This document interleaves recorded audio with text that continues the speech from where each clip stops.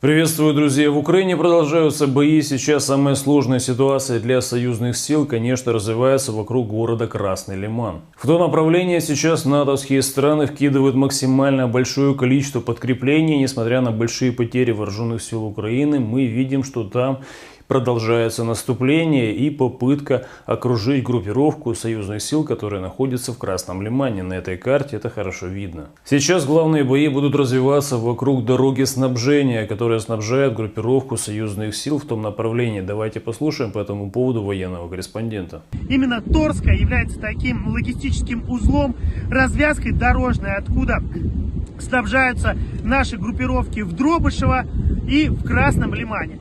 На данный момент обстановка возле Красного Лимана самая напряженная, и, конечно, Генштаб Российской Федерации, скорее всего, в ближайшее время там примет все необходимые контртеррористические меры. Ну а вот на Херсонском направлении там для вооруженных сил Зеленского продолжаются черные дни. И по факту мы видим, что там каждый день уничтожают очень большое количество техники, наносятся удары регулярно российской авиации, там несутся просто колоссальные потери, и мы видим уже сегодня сообщение, что с того направления выводят все-таки натовские войска. Но тем временем посол Германии в Украине возмущается тем, что у украинской армии есть, оказывается, те системы противовоздушной обороны, которых нет на вооружении Бундесвера. И, конечно, проведя параллели с Бундесвером, немецкий политик не может так понять, как же так получилось. Такое ощущение, что все-таки вот этого немецкого посла Германии в Украине просто не уведомили о том, что на самом-то деле Соединенные Штаты Америки очень активно ведут боевые действия на территории Украины и,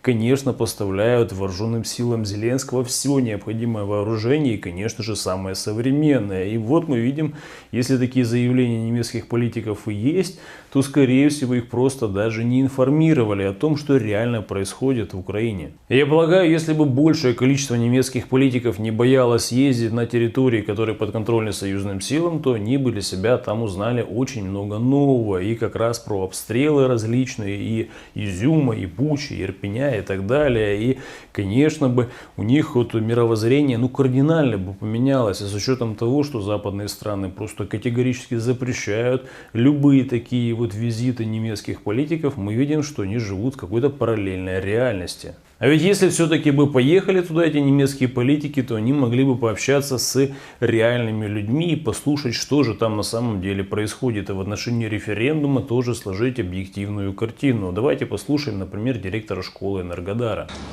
Меня зовут Каретников Вадим, я директор второй школы города Энергодар. Вот такие вот подарки шлют нам ВСУ, киевский режим. Спасибо им за то, что они помогли сделать нам выбор в сторону России. Выводы, как говорится, делайте сами, но тем не менее стоит отметить, что сегодня даже Соединенные Штаты Америки отметились очень тревожным заявлением и уже в открытую призвали всех своих граждан эвакуироваться с Российской Федерации. Подобные заявления сделали также прибалтийские страны, это такие маленькие колонии возле территории России, которые находятся, и также это сделали даже и в Болгарии.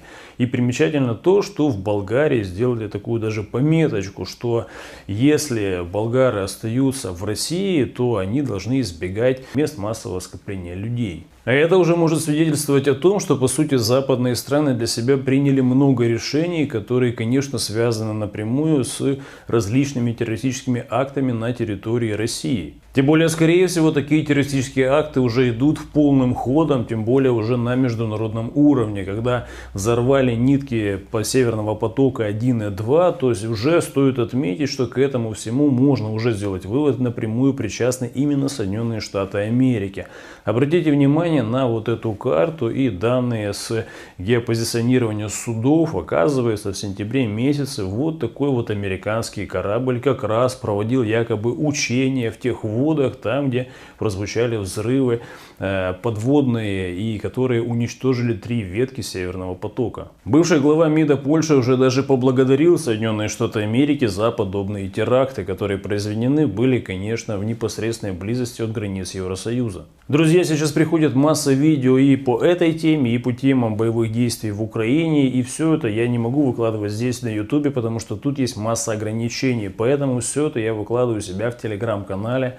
Ссылка на мой телеграм-канал в описании, первым комментарием под видео. Кому интересно, переходите, смотрите, подписывайтесь. Также напоминаю, что сейчас делают много клонов моего телеграм-канала, поэтому публикую, как выглядит мой телеграм-канал, чтобы вы точно подписались туда, куда надо. Ну а в продолжение темы атаки на Северный поток-1 и 2, то здесь стоит отметить, что Байден на самом-то деле еще в феврале месяце прямо заявлял о том, что планируют Соединенные Штаты Америки. Давайте послушаем.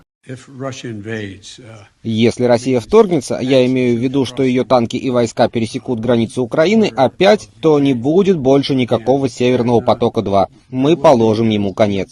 Если в феврале тогда надеялись Соединенные Штаты Америки каким-то образом политически похоронить этот проект, то сейчас мы видим, что от политических решений они уже перешли к откровенному террору. Давайте дальше послушаем. Но как вы это сделаете, ведь проект контролируется Германией. Мы, обещаю вам, мы сможем это сделать.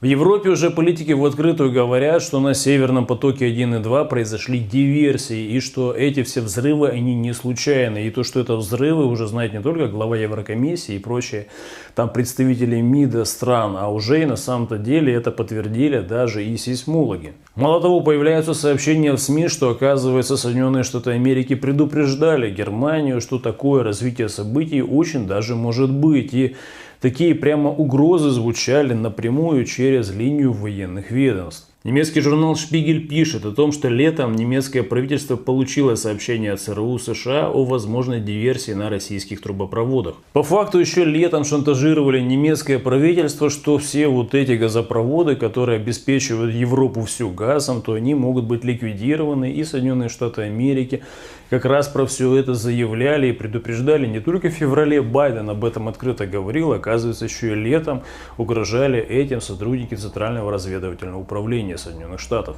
Интересно то, что европейские политики прекрасно понимают, что там на газопроводах были осуществлены взрывы. И несмотря на это, главного бенефициара и виновника по сути этих взрывов, то почему-то европейские политики в упор не упоминают. С учетом происходящего, я думаю, что уже до самых тупых европейских политиков уже дошло, что Соединенные Штаты Америки используют ситуацию в Украине для похорон европейской экономики. И сейчас, по сути, Соединенные Штаты Америки делают все возможное для того, чтобы просто Евросоюз превратился в полноценную колонию Соединенных Штатов Америки. И, к сожалению, во многом это у них получается. Ведь если раньше у американских элит был контроль военный над Евросоюзом и был контроль политический через различные свои НКО и так далее, а вот экономический контроль тогда оставался все-таки у европейских элит, то сейчас мы видим, что удар наносится именно по европейским элитам, и сейчас Соединенные Штаты Америки чуть ли не единолично будут Европу снабжать газом,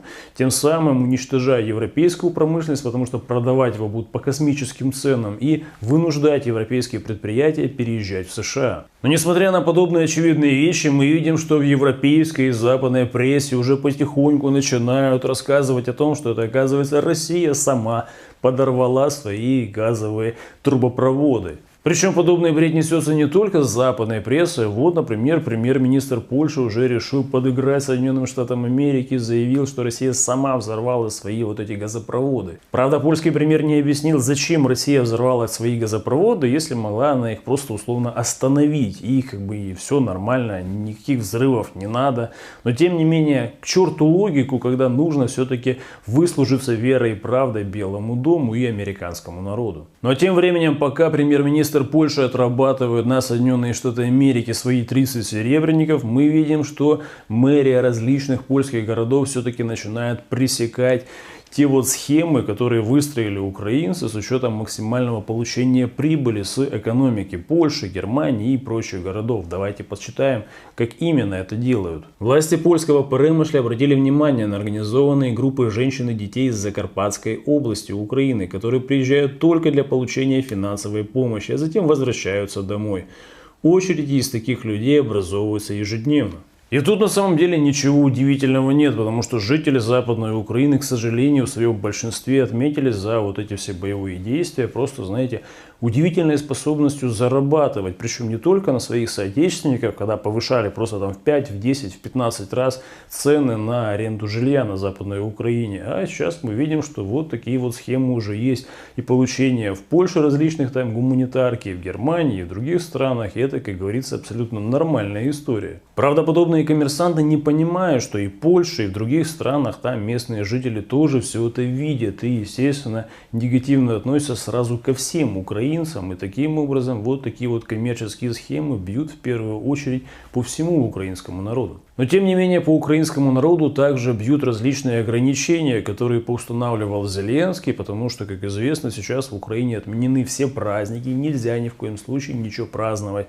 Есть комендантский час в основном, и если комендантский час, то там вообще нигде никто не должен появляться. Также ночные клубы не должны работать, потому что, как это так, люди там будут веселиться, там танцевать, когда вот ситуация такая на фронте, и все это распространяется, как известно, исключительно на украинцев. Но вот если приезжают евреи, если все-таки вот они заезжают и празднуют свой праздник, там, Рош Хашана, то вот им никаких проблем нету, и им все позволено в Украине. Вот такая вот удивительная случайность. И вот мы уже видим новость, что оказывается в Умане аж 26 тысяч евреев нормально себе отпраздновали праздник без каких-либо комендантских часов, без каких-либо проблем с полицией. Вообще у них было все нормально. По официальным данным принимало участие 23 тысячи евреев в праздновании, но тем не менее, если просто задуматься над логикой, получается в Украине украинцам запрещено, а вот получается, если евреи приезжают, то им оказывается можно. Как это объяснить логически, я, например,